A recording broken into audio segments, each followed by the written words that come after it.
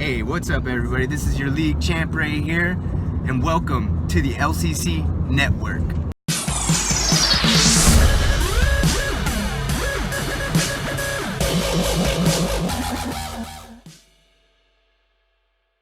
Hey everyone, welcome to the Commissioner's Clubhouse on the LCC Network for week 35 of the fantasy offseason, our second to last offseason episode.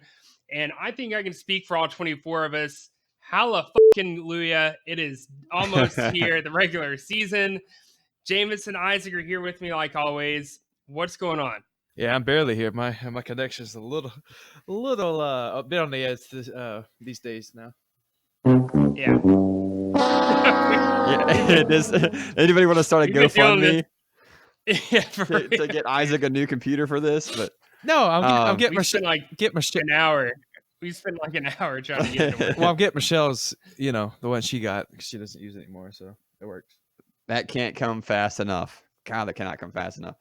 All right, guys. So for this episode, we've got the top Shottas draft recap. So we saw that today. So we're going to kind of recap that a little bit. And then we've got an Elite 12 mock draft. We're only doing the first two rounds because we don't have 3 hours to sit here and do this. And it would get wonky if we did more than that. So just I doubt any of you would listen that far anyway. No. So 2 rounds is all we'll do. And then we'll head into our next episode next week, where it'll be the final episode of the offseason, where we're going to do a projection for every single team in the LCC, every single team's overall record for the season right before the season starts. So it's going to be a blast. Guys, you ready to go? Let's do it. Yep. All right.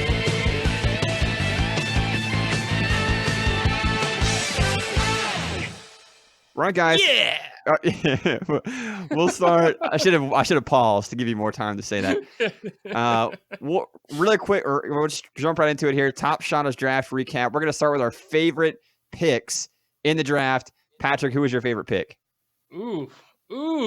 Favorite pick in the draft. There were actually a couple, but my favorite one by far is Antoine Bethea with the 10th pick in the second round by Michael. I felt like that was great value. He needed a defensive back. It makes perfect sense. I was surprised he didn't go in the first round, honestly. It was perfect for what he needed and the value. Oh my goodness. I mean, we have him as like a top 10 defensive back this year. And I think we still will when we redo our rankings this coming week. And just excellent. Yep. Not sexy, but Michael stuck to the board and got the guy who finished DB2 last season in our league. Is what he was? Yeah, I believe so. So, what about you, Isaac? Yeah, I just want to say, some people like the old people, so, show him some love. Even though he's out there with the cane. Super old. I don't have the 72 sound dropper. I would play that. I don't have it on the board right now. But yeah, he's super old. Boo. Super old. You got to think ahead, man. I know. All right, so my guy is definitely a guy that I'm hopefully, follows to me in the draft when we do our draft next week. It is Eddie Jackson. Mando got him at 508, which I felt like was a really good value and pretty much a steal at that point, because when we're mocking ours, I just don't see Eddie Jackson lasting, into the 5th round. I mean, we have him looking at our rankings. Yes, they're a little bit outdated, but we have him as a DB2. So a DB2 in the, almost the 6th round is great value. We all know that he played strong safety last year. Quentin Dick signed. He's going to play that deep guy. So Eddie Jackson's going to be able to play in the box, make some plays on the ball. He's obviously very good at interceptions and returning them for touchdowns. So it's a great and solid pick. So my favorite pick was Josh Gordon by Charles in the 7th round, the 701. The reason I like it so much is because I feel like it's perfect value for Josh Gordon, right? So you don't know what you're going to get. Right, he can either be a top 15 receiver, or he could play 8 games and then be suspended for the rest of the season. Right, so he kind of check himself into therapy, or check himself into therapy in the middle of a game. It's crazy. The outcomes for him have got to be wider than about any other player in the NFL. The risk and the reward. So I think that's good hedging the risk there by picking him so late. Probably right where some other guys might have reached for him. So I liked it because I have not had a clue with what to do with Josh Gordon. Just not a clue since he got reinstated. So that was interesting to see. I think we can all agree too. Like this is a guy that could easily finish as like a wide receiver too if he plays, the Yeah, majority of the absolutely. season. He has that kind Absolutely. of potential. What about the biggest reach? So some players we felt like you went a little bit early. Maybe they were picked ahead of some other guys we liked better. Who was our reach, Isaac? All right. Well, our reach, I don't know about you guys, but my reach was Matt Ryan. We've preached on here. Wait, before I get into that, Mufali got him at 310, which I mean is decent, but it was ahead of a bunch of guys that I really liked, like Calvin Ridley, T.Y. Hilton, Chris Godwin. You got Justin Simmons, Malcolm Jenkins, Eddie Jackson, especially since he lost Derwin James for basically the year. Getting another really, really solid DB2 that, could be a DB1 if they had a great year. I mean, I feel like it was a missed opportunity for him, especially when he got Carson Wentz in the 6th. If he would just waited and just got Carson in the 6th and him being his starter, that would have been absolutely the best scenario. He could have used that higher pick on, a better position player that will not be in there later in the draft. See, you guys know how I feel about Matt Ryan. I think he's going to regress. But when I looked at Mufali's team earlier this week, before we actually had to plan to do a recap, we were going to do a mock draft for them guys. I actually didn't know what he was going to do, and he could have gone anywhere because his team was so deep that I'm actually not like that bothered by the pick, even though I'm down on Matt Ryan. Like, I mean, maybe a little bit of a reach, sure, but I mean, I don't know. It didn't bother me that much, especially because he got Carson Wentz later. So like, it was all right. Yeah. But I see what you mean. Only reason, the only reason that it really became a reach is that he got somebody of Carson Wentz's caliber in the 6th. He waited basically 3 rounds and got him. He got basically a guy that could finish around the same that Matt Ryan does. Fair enough. Pat, what about you, man? Who was the reach? I've got a guy who's picked in the exact same round as Matt Ryan. That's Earl Thomas, who was taken with the 3rd overall pick in the 3rd round by Michael. Like Earl Thomas, granted, he could be a great player, but there is so much risk at that pick. I felt like he could have. Matt Ryan would have been a better pick than Earl Thomas. That was a safer pick. And there's a guy like Clayton Geathers on the board he could have gotten. And there's risk with Clayton Geathers, don't get me wrong, but he's younger. And I think he could be relevant for a longer period of time compared to a guy like Earl Thomas. So to me, it was definitely a stretch going there in the 3rd. I'm not saying you shouldn't have picked him, but I think there were other DBs he could have gotten there. And like Justin Simmons, like Isaac said earlier, was a guy who was available. Malcolm Jenkins, another guy that was available. I would have taken either one of them over Earl Thomas. And Eddie Jackson. To me, it was a little bit of a reach. And Adrian Amos and Justin Evans. And Eddie Jackson. There were a lot of DBs that could have been picked there, I think. And not that I really hate Earl Thomas, just like you said, relative to who was available, I think. So I thought that was a little bit of a reach too. Right. So my pick is very similar. I don't hate the pick as much as I hate where the person was picked in relation to other players. And that's Jordan Howard picked by Charles at the 412. I didn't like it as much just because there were guys later that I would have picked ahead of Jordan Howard. Tariq Cohen went the 5th. Austin Eckler went the 8th. I think he's going to play at least 8 games by himself, and he has standalone value, even if Gordon comes back. Penny in the 10th, Adrian Peterson in the 12th, and Latavius Murray in the 12th, filling in that Mark Ingram role. I just thought it was a little bit weird to go Jordan Howard that high when you can get someone of the same caliber way later, especially because I expect Miles Sanders to take that role by midseason. So I thought that was a little bit of a reach, in my opinion. Yeah, I definitely would have liked any of those guys, even though I'm not as high on, Penny or Murray or Peterson. But, I mean, there was plenty of other chances that you could have gone with that. I mean, yes, this is a keeper situation where, a real true fourth round pick is not going to be weighted the same. But even still, Miles Sanders could definitely steal the show, or Jordan Howard could be traded to a really bad situation. That was a really bad gamble, I felt like, on Charles. But besides that, I mean, he had a very solid draft. He had a solid draft, yeah. Yep. What about the steal of the draft? So this is kind of the opposite. Guys that went where we feel like maybe went ahead of where they should have went. went below of where they should have went in the draft. Guys that we predicted to go a lot sooner. Patrick, who was your steal of the draft?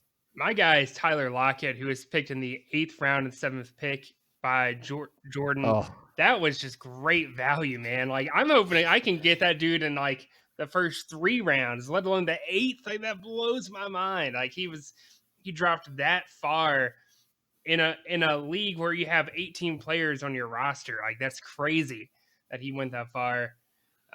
with so many keepers already plugged in. With so there's many already like 100 and something guys off the board already, and he still went in the 8th round.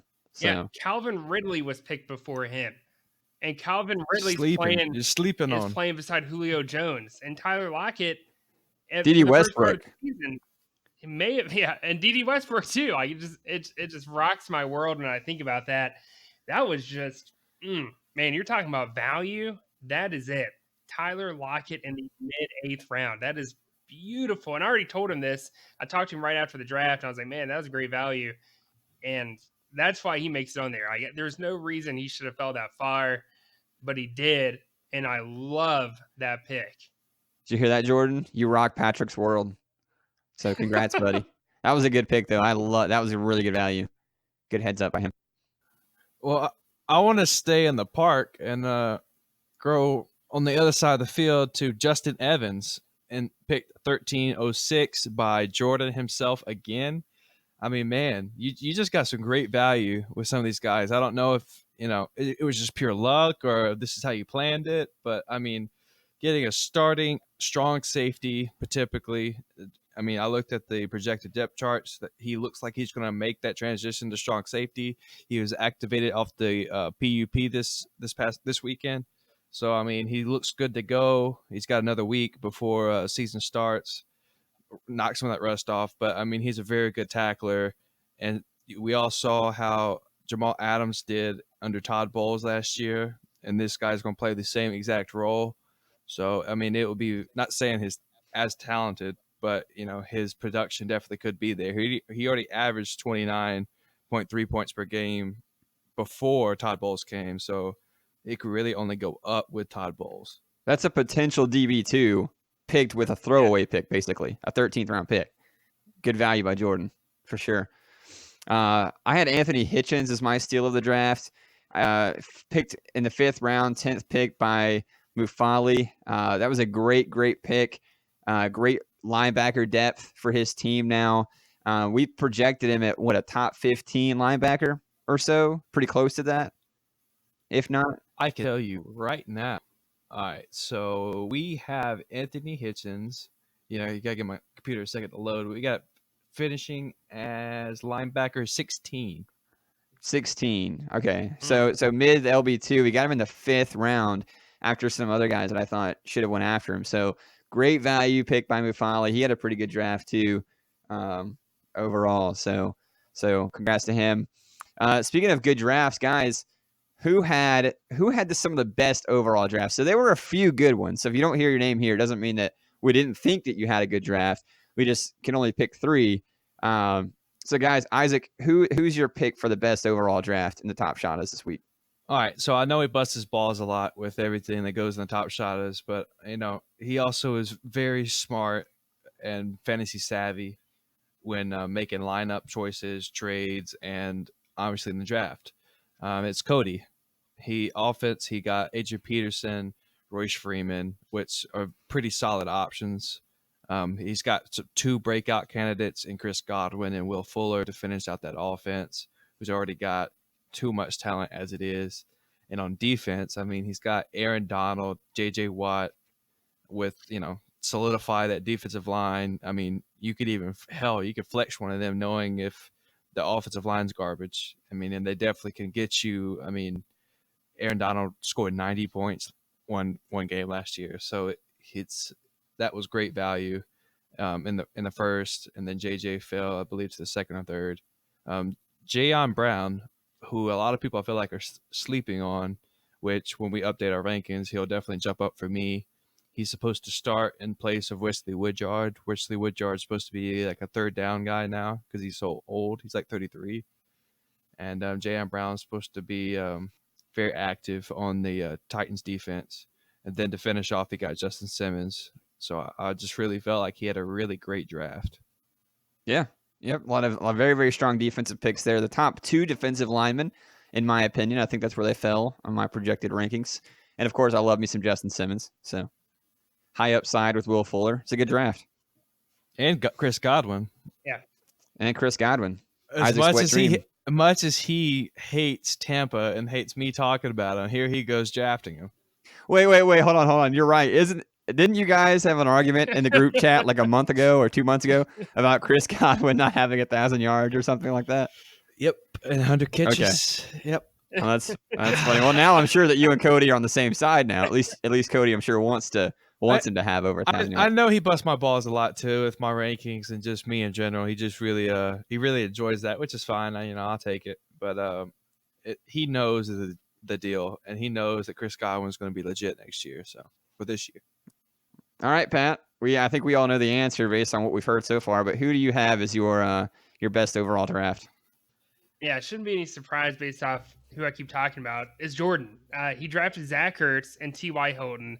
And I said this leading up to the draft, the position he needed to address early on was receiver. And don't get me wrong, 48 hours ago, T.Y. Hilton, before we record this podcast, T.Y. Hilton would have been an absolute steal for where Jordan He would not have fell that far if the news of Andrew Luck's he wouldn't have. Retirement would have. With that said, I think we can all agree none of us see T.Y. Hilton as a legitimate wide receiver 1. At best, he's probably wide receiver 2. But that's great value, though, in the 4th round. That's still great value, yeah. I mean, and you got Zach Ertz, who's now probably going to end up being like a wide receiver 1 in our league. And then on top of that, you got add Clayton Gathers, which I talked about earlier. Excellent value there. You got DeMarcus Lawrence, another guy that I really like, and I think he could be a weekend starting defensive end for Jordan. And Justin Evans was his other guy that he added. So if you look at all of that, those are great additions. He addressed literally every need he had on his roster. And I was just blown away with some of the value he got out of this. I think without a doubt, and I said this on the Fantasy 4 episode about Jordan, I wasn't really in love with his team where it stood before the draft, but I knew by after the draft he could be a legitimate threat, and now he is. I think we'll talk. I don't want to jump the gun. We're going to have a whole episode about this coming up about overall rankings and stuff. But Jordan is definitely up there now in my personal rankings in the top Shottas. You also have to think he has not traded one of those top-notch running backs yet, so he's definitely could even make it even better. Which is crazy to think about. I mean, I was high on Jordan before the draft. I'm still high on Jordan after the draft. I mean, great job, man. I don't know if you just are listening to us, we feeding you the energy, or you just doing your homework. But great job, man. Jordan's good with or without us. I think he knows what he's doing. I think he just did a great job of building that team in the draft for sure. Well, I was trying to give us props. Don't forget Lockett in the 8th. So that was great for the wide receiver depth. So fantastic on his team. Yeah, and then I think Clayton Gathers was 7th. So I mean, those are 2 great picks. Yep. So my pick here really is not my first pick, because Cody and Jordan were, but I wanted to speak about somebody else. I think Colby had a really, really good draft. His picks weren't sexy, but he addressed his needs. He needed safeties. He got Malcolm Jenkins and Bradley McDougall. He needed a quarterback. He got Lamar Jackson in the 10th round. So a guy that we talked about last week, he's got a really high floor. He added some receiver depth with Dante Pettis in the 14th round, a guy that most people think is going to be the wide receiver 1 in San Francisco. And then he added a bunch of defensive ends that he can rotate in and out.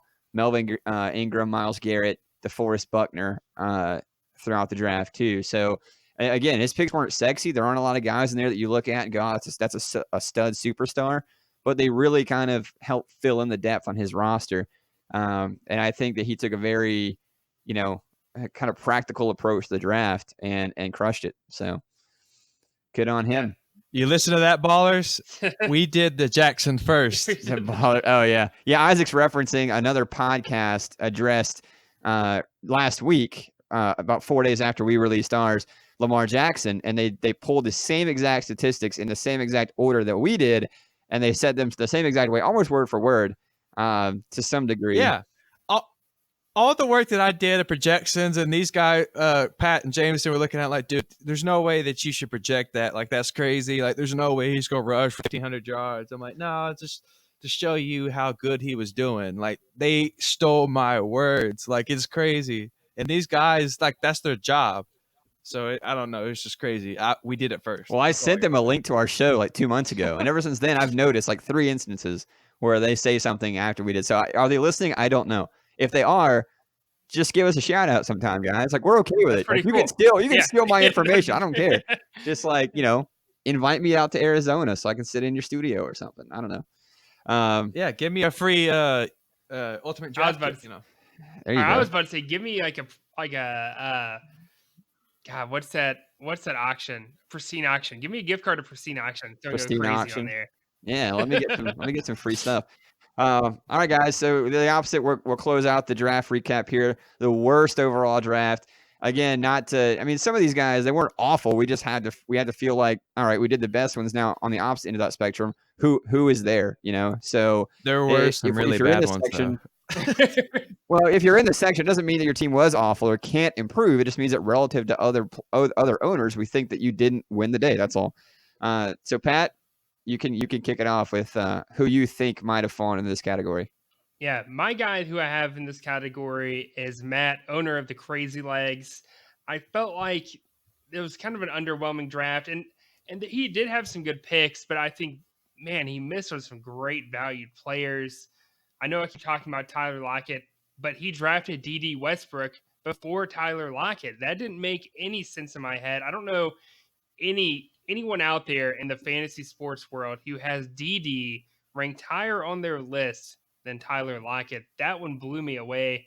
Duke Johnson in the first. Ooh, man, I know our draft isn't pretty by most standards, but Duke Johnson in the first, you must have a lot of confidence in that offensive line. Like, I'm guessing logically speaking, that means he would have drafted Lamar Miller with that pick, which I don't know anyone who would have done that. That's crazy. Yeah, what I was gonna say is, obviously we all know the news broke yesterday that Lamar Miller tore his ACL, so Duke Johnson's supposed to have a heavier workload. But is it first round caliber workload? I don't know if he just got excited or what, but he's one go ahead. Ahead of the guys we already mentioned that went later: Cohen, Eckler, Penny, Peterson, Murray.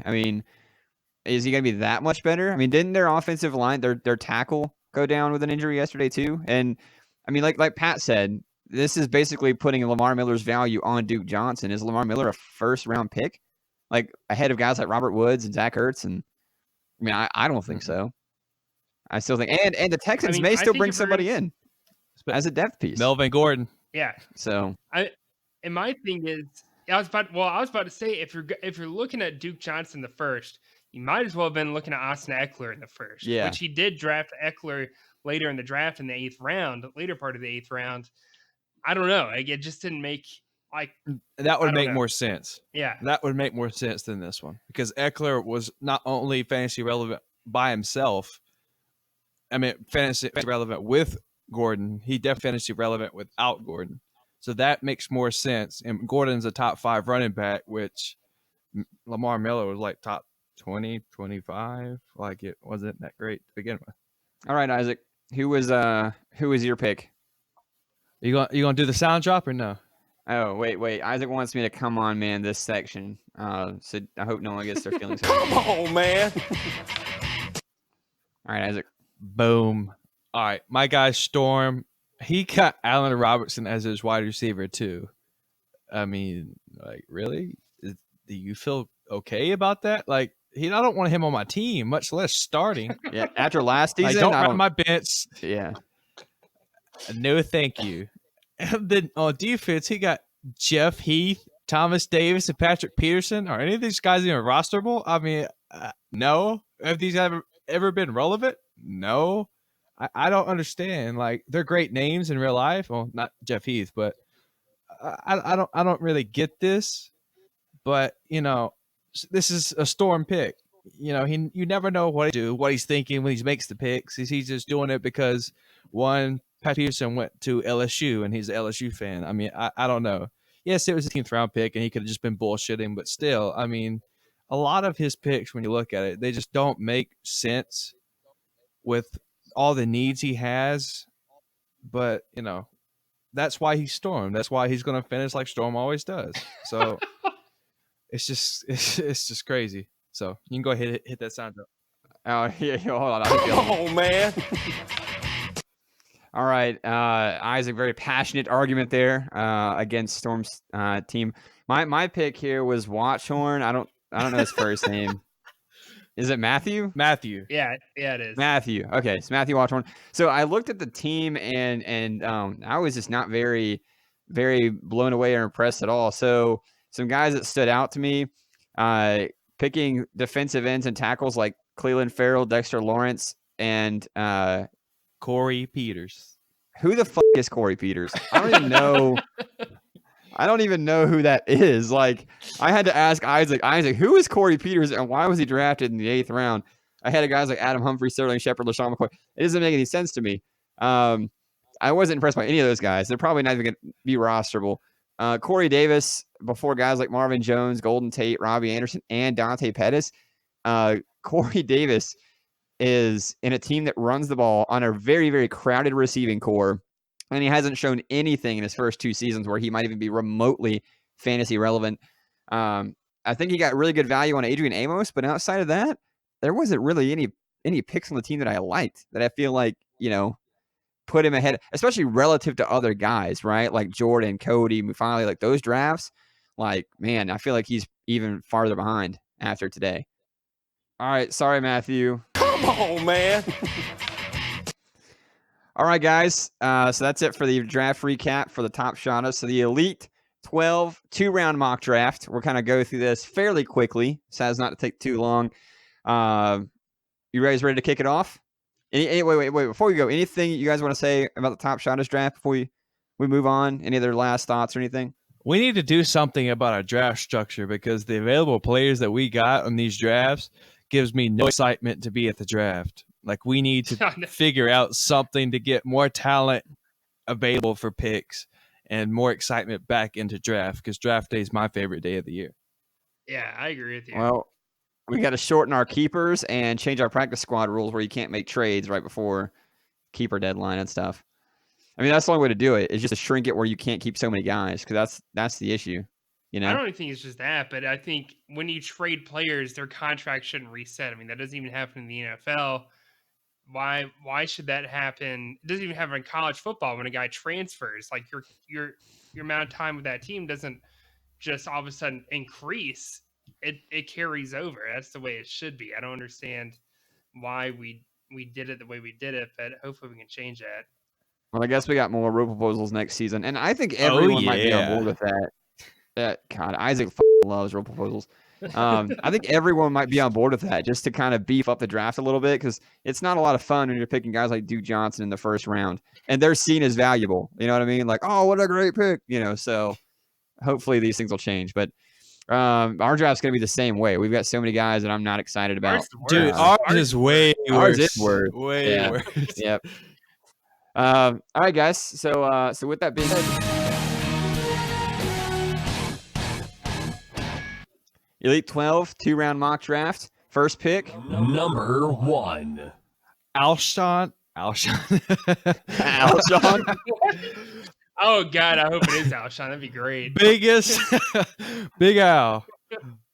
Big Oss. Big Al. Big Oss. What is wrong with you? God, Isaac.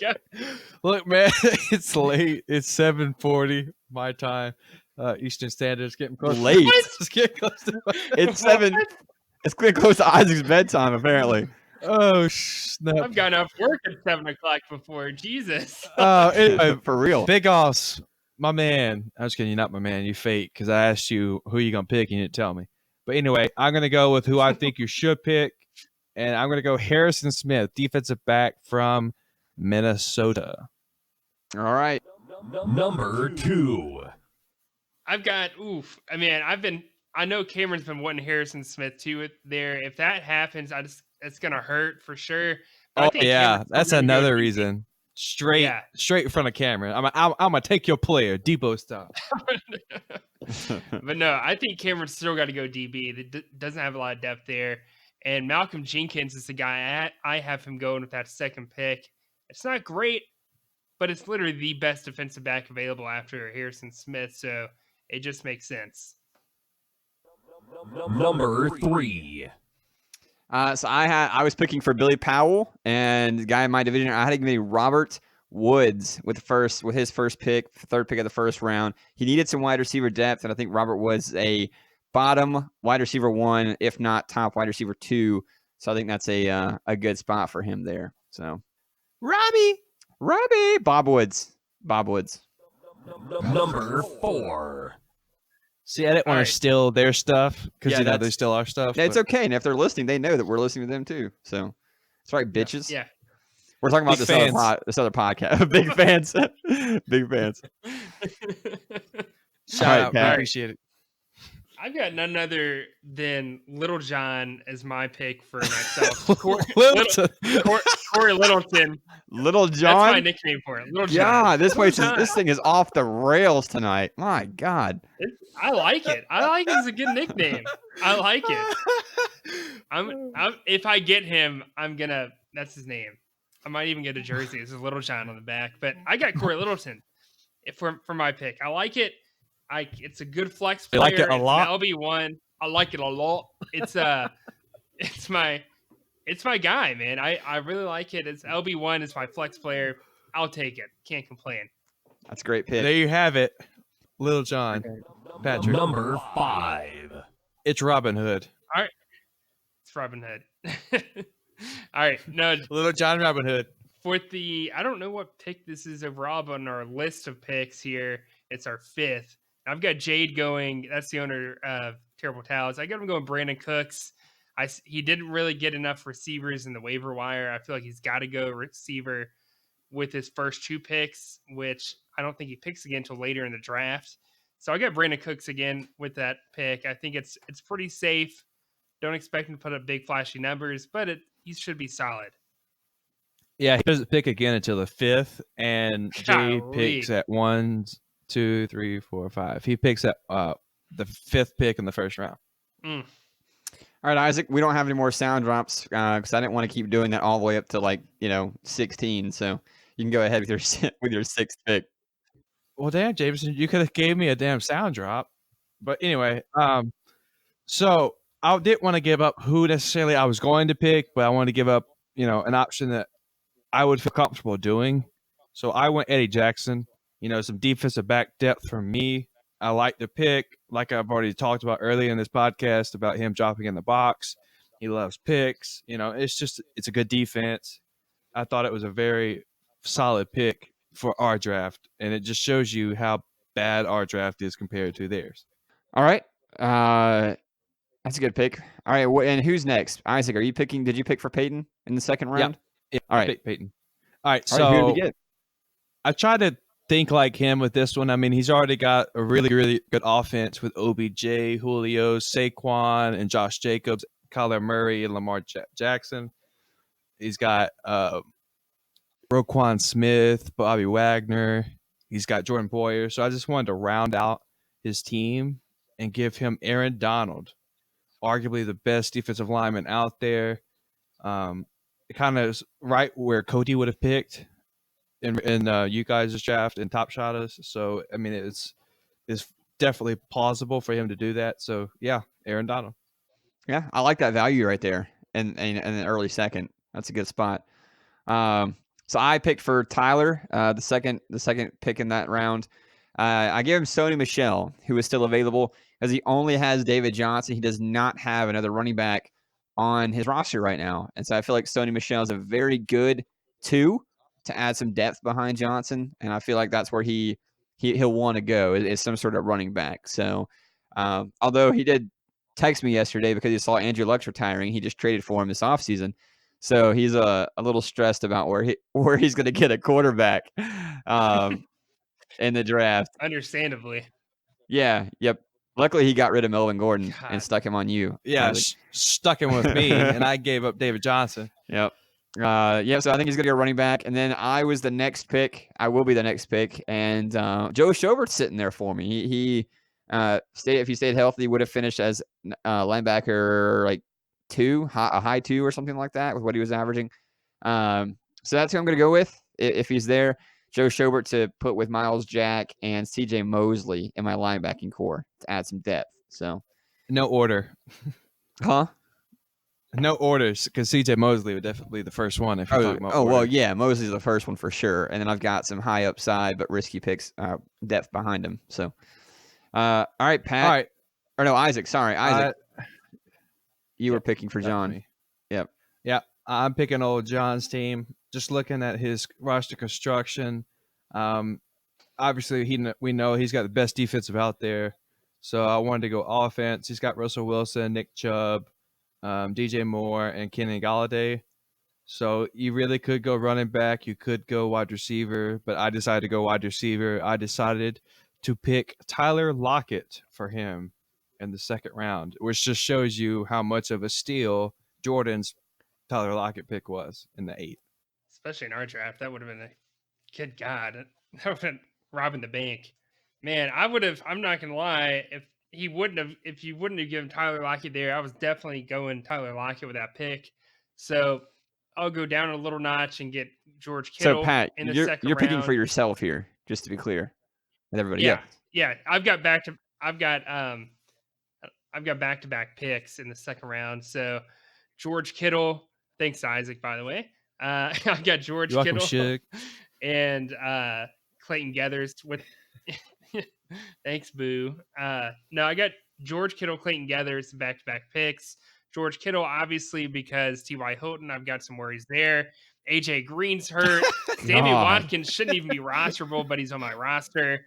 And McCole Hardman is also on my roster, who I promise will not be there after the draft. So I've got to go receiver in the first 2 rounds. Sorry, Pat. That shouldn't be a surprise to anyone.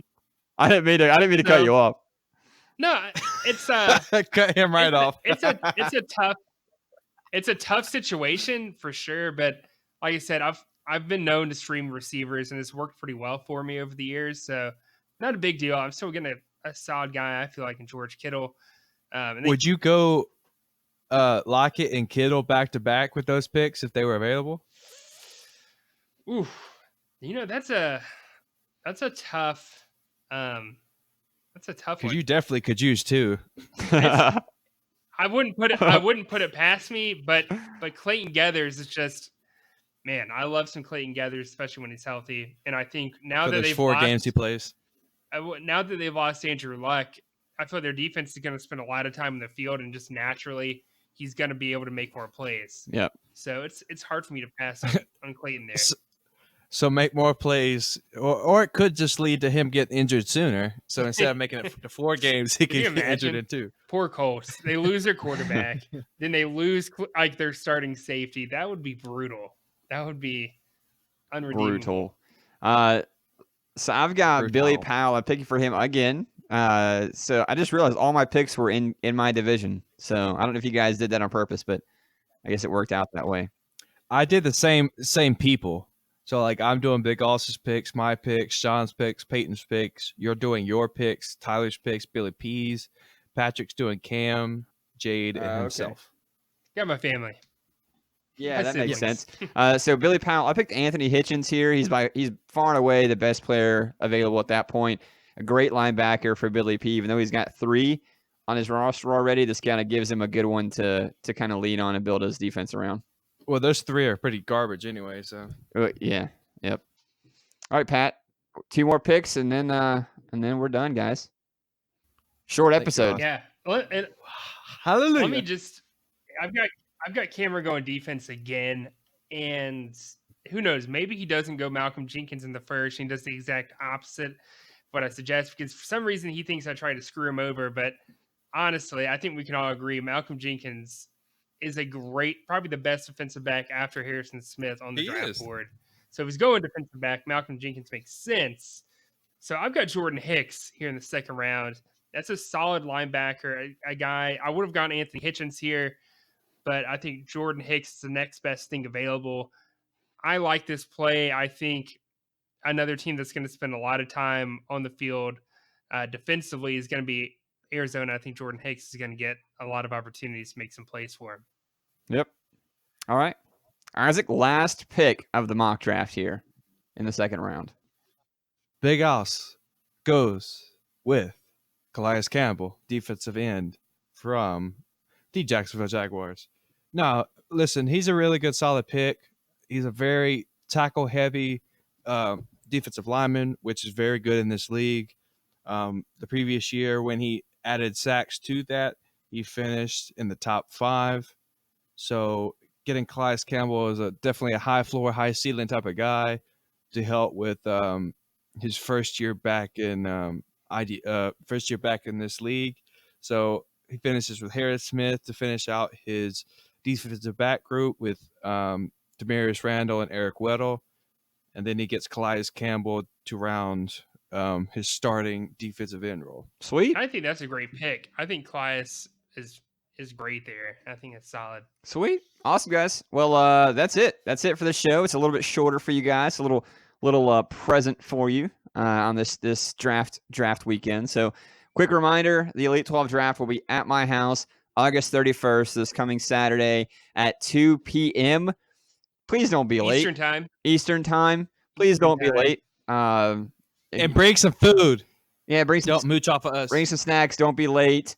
And I will put my address in the group chat so you guys can get here. So, cool.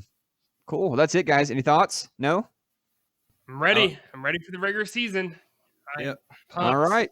Well, we'll see you guys next week for the last episode of the off season.